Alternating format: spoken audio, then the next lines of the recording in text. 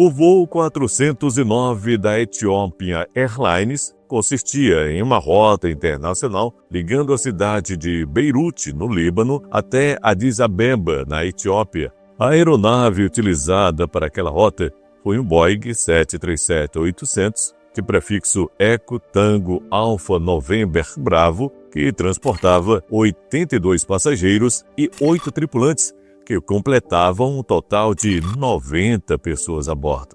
O voo estava programado para decolar às 2h30 da manhã do dia 25 de janeiro, mas os primeiros sinais de que algo não ia bem surgiram ainda antes disso.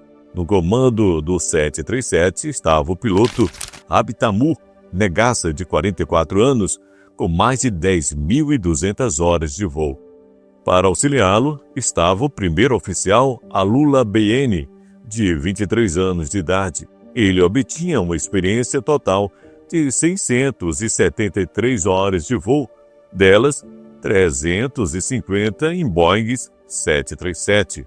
Enquanto se preparavam para a decolagem, piloto e copiloto tiveram uma conversa no mínimo realmente curiosa, que chamou a atenção mais tarde durante as investigações. Nela, o comandante confessa ao primeiro oficial que não havia conseguido dormir direito. O diálogo, os dois mencionaram que tinha tido uma noite difícil antes do voo e chegaram a cogitar a presença de drogas na comida que havia compartilhado. Não ficou comprovado que a refeição, feita em um bom restaurante da região, tivesse qualquer tipo de problema. Mesmo assim, a conversa deixa claro que os dois não conseguiram dormir adequadamente antes do voo, com todo o risco que isso pode significar. Mas deixando um pouco de lado os fatores emocionais dos pilotos, antes da decolagem houve um erro operacional antes mesmo da aeronave deixar o solo. Pilotos que estão acostumados com o dia a dia em uma aeronave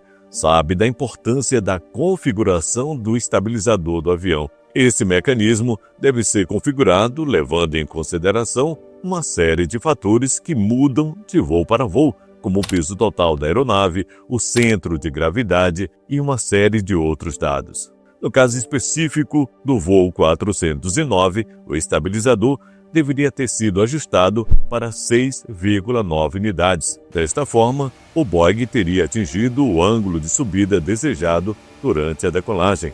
O problema é que, por razões que ninguém conseguiu explicar, os tripulantes configuraram o estabilizador para 5,9 unidades. Contudo, aparentemente pronto, a aeronave foi autorizada para taxiar e, em seguida, decolou da pista 21 do Aeroporto Internacional de Beirute. Porém, devido à decorrência da falha na configuração na qual citamos, o comandante foi forçado a puxar o manche muito mais do que o normal, tentando compensar a discrepância na inclinação da aeronave. Em situações normais, o piloto poderia simplesmente ajustar o estabilizador até que a aeronave assumisse o ângulo correto de subida, mas isso não aconteceu. Conforme o relatório do acidente, os interruptores relacionados ao sistema de estabilização da aeronave não foram tocados por quase 1 minuto após a decolagem. Em outras palavras, isso significa que o comandante demorou para se dar conta de que estava com um problema de estabilização. Em determinado momento, o piloto percebeu que estava fazendo mais força que o normal para manter a aeronave estabilizada e começou a tentar compensar esse problema. Mas, ao mesmo tempo, os controladores de voo em Beirute entraram em contato com a tripulação solicitando uma mudança na rota devido à formação de uma tempestade nas imediações do mar Mediterrâneo. Ao que tudo indica, o piloto teve bastante dificuldade ao tentar reconfigurar o estabilizador do Boeing ao mesmo tempo em que modificava a direção da aeronave, atendendo ao pedido dos controladores de voo. Conforme mencionado pelos investigadores no relatório final, foi possível ouvir na caixa preta do avião os diversos alertas emitidos pelo painel, avisando sobre os problemas na angulação da aeronave.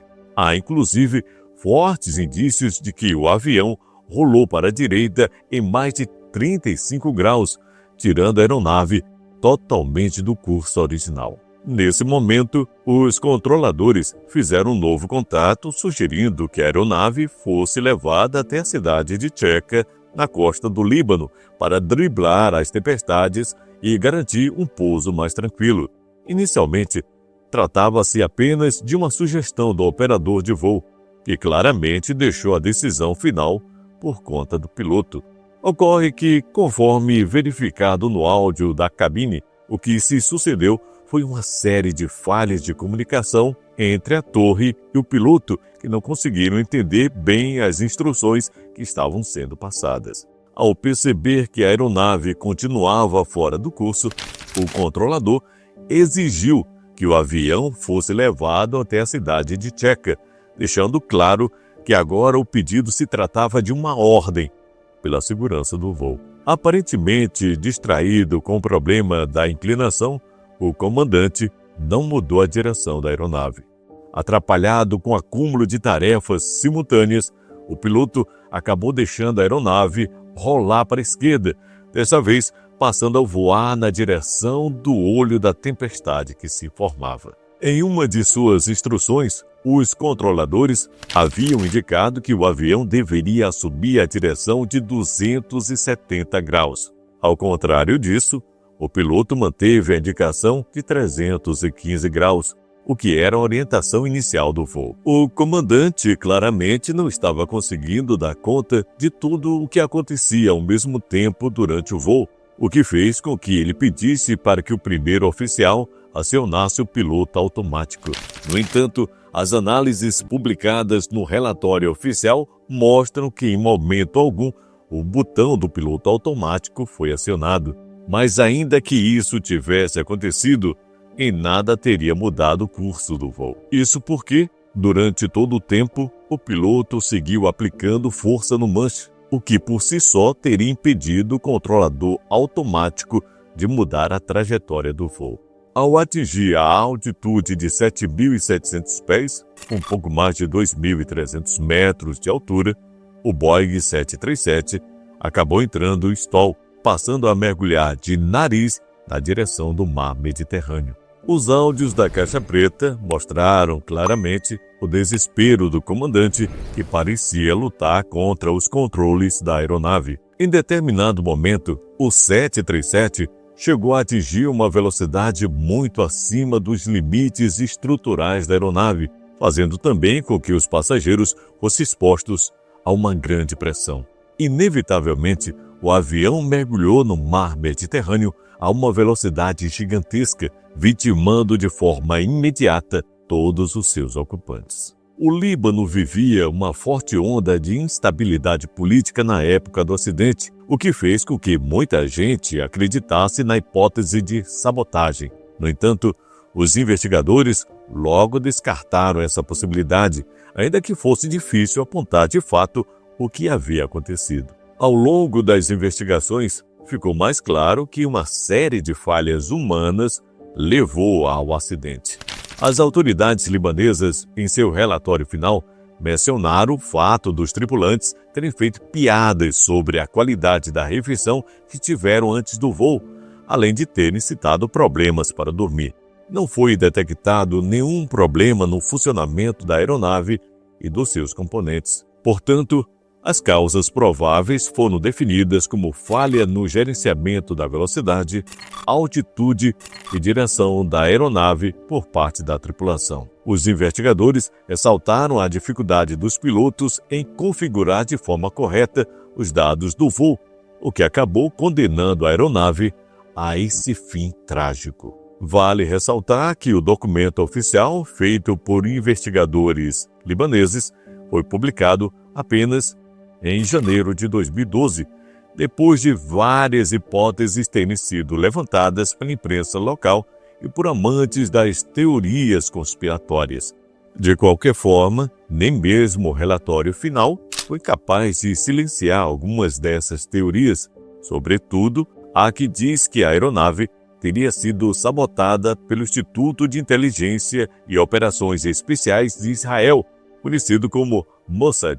De acordo com o que acreditam os teóricos, vários membros do Hezbollah organização religiosa e paramilitar do Líbano deveriam ter embarcado no voo 409, o que justificaria a suposta sabotagem, mas absolutamente nada foi provado neste sentido. Pelo contrário, as investigações feitas pelos próprios libaneses apontaram que a aeronave aparentemente estava respondendo aos comandos dados pela tripulação. O problema, na verdade, era justamente a imprecisão nos dados informados. De modo geral, o acidente do voo 409 ainda é, de certa forma, um grande mistério. Por mais que tenha sido possível constatar a falha humana, ninguém soube explicar exatamente como as coisas saíram do controle dentro da cabine. A privação de sono, os problemas emocionais e vários outros fatores sobre os pilotos certamente exerceram um papel fundamental no acidente. Mas, infelizmente, nenhuma especulação vai trazer de volta as 90 pessoas que perderam suas vidas naquele dia. O vídeo de hoje vai ficando por aqui e eu te agradeço por você ter continuado conosco até o final. Não esqueça de contribuir com o nosso canal, deixando o seu like e se inscrevendo e ativando as notificações. Muito obrigado pela sua companhia. Eu estou te esperando no vídeo que está aparecendo em tela.